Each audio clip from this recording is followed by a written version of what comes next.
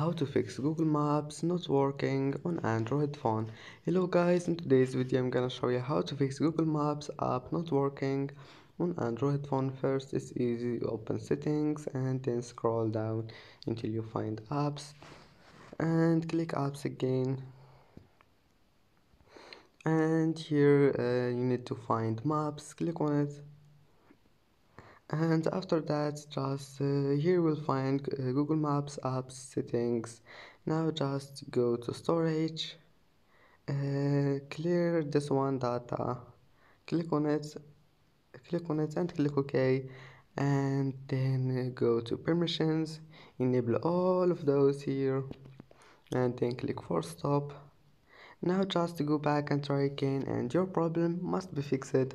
And that's it for today's video. If you like this video, don't forget like and subscribe, and see you in the next video.